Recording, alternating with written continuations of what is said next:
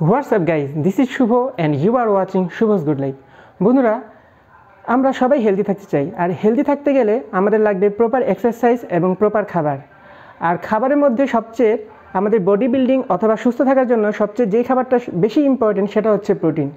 আর প্রোটিনের কথা মাথায় আসলে আমাদের মাথায় আসে ন্যাচারাল প্রোটিন নাকি সাপ্লিমেন্ট প্রোটিন, আমাদের শরীরের জন্য কোনটা বেশি ইম্পর্টেন্ট। তো আজকে আমি এই ভিডিওতে আলোচনা করব natural protein versus supplement protein, কোন প্রোটিনটা আমাদের শরীরের জন্য বেশি ইম্পর্টেন্ট। আমরা জানি খাদ্যে 6টি উপাদান এবং 6টি উপাদানের মধ্যে অন্যতম হচ্ছে প্রোটিন।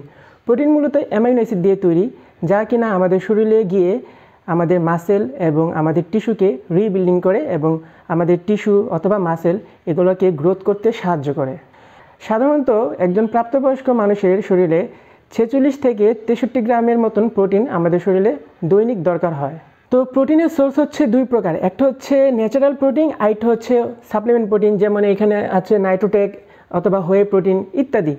ন্যাচারাল প্রোটিনের মধ্যে মূলত রয়েছে পোলট্রি প্রোডাক্ট, ডেইরি প্রোডাক্ট এবং নাটস অথবা পিনাট, আমরা যাই খাই সেগুলো হচ্ছে ন্যাচারাল প্রোটিনের অন্তর্ভুক্ত।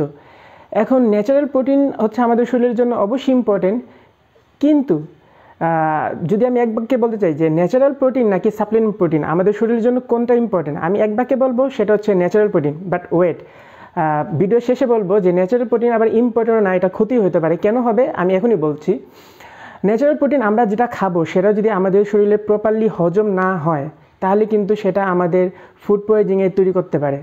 আর অপরপক্ষে সাপ্লিমেন্ট প্রোটিনে আমরা জানি অ্যামাইনো অ্যাসিড, তারপর হচ্ছে BCAA ইত্যাদি মেশানো থাকে, যা কিনা আমাদের শরীরে গিয়ে তাৎক্ষণিক অ্যাবজর্ব করে এবং আমাদের মাসেল বিল্ডিংয়ে সাহায্য করে। তো যারা মনে করেন যে ন্যাচারাল প্রোটিন এবং সাপ্লিমেন্ট প্রোটিনের মধ্যে কোনটা ভালো, তো এই দুটোটার মধ্যে অ্যাডভান্টেজ এবং ডিসঅ্যাডভান্টেজ দুটোটাই কিন্তু রয়েছে।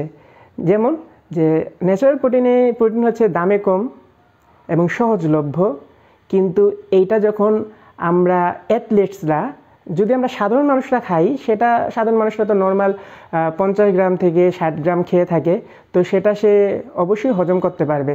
কিন্তু যারা অ্যাথলেটস আছে, বিভিন্ন শারীরিক পরিশ্রম করে অথবা যারা জিমে যান, তারা যদি ন্যাচারাল প্রোটিনটা যদি তারা দৈনিক 200 গ্রাম, কেউ 200 গ্রাম লাগে তাদের শরীরে, 200 গ্রামের মতো নিয়ে থাকে, তাহলে কিন্তু সেটা তার শরীরে প্রপারলি হজম হবে না। তো এই কারণে তারা কি করে, তারা হচ্ছে ন্যাচারাল প্রোটিন না খেয়ে তারা হচ্ছে ন্যাচারাল প্রোটিনের পাশাপাশি এই সাপ্লিমেন্ট প্রোটিনও খেয়ে থাকে।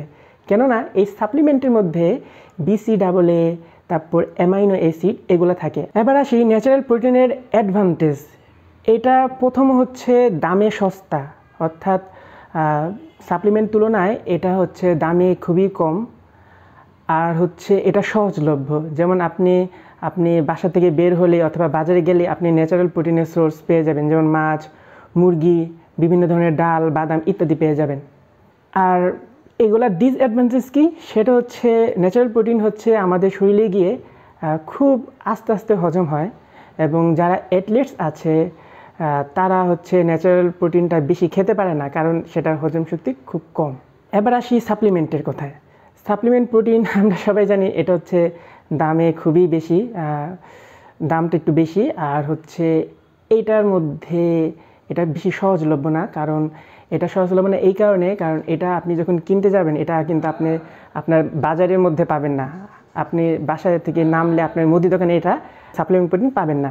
তো এগুলো হচ্ছে বিভিন্ন ব্র্যান্ডের থেকে কিনতে হবে অথবা বাইরের দেশ থেকে আনাইতে হয়। তো বন্ধুরা, সহজলভ্যতা, প্রোটিনের ক্ষমতা এবং দাম, এই সবগুলো বিবেচনা করে যদি আমি একটা সামারিতে আসি যে আমাদের শরীরের জন্য natural protein versus supplement protein কোনটা বেশি ইম্পর্টেন্ট, তাহলে আমি দুইটা কথা বলবো। সেটা হচ্ছে যারা সাধারণ মানুষ আছে, আমরা যারা শারীরিক পরিশ্রম করি না, তাদের জন্য ন্যাচারাল প্রোটিনটাই এনাফ, তাদের জন্য এই সাপ্লিমেন্ট দরকার নাই।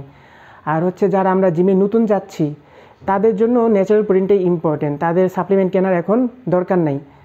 আর হচ্ছে যারা প্রো বডি বিল্ডার, অর্থাৎ যারা হচ্ছে বডি বিল্ডিংয়ে যান এবং বডি বিল্ডিং কম্পিটিশনের জন্য খেলবেন, অথবা যারা ফটোশ্যুটের জন্য বিভিন্ন সিক্স প্যাক তারপর ইটিসি এরকম বানানোর চেষ্টা করছেন বা করেন, তাদের জন্য হচ্ছে এই ন্যাচারাল প্রোটিনটা না খেয়ে তাদের জন্য সাপ্লিমেন্ট প্রোটিনটা বেশি ইম্পর্টেন্ট।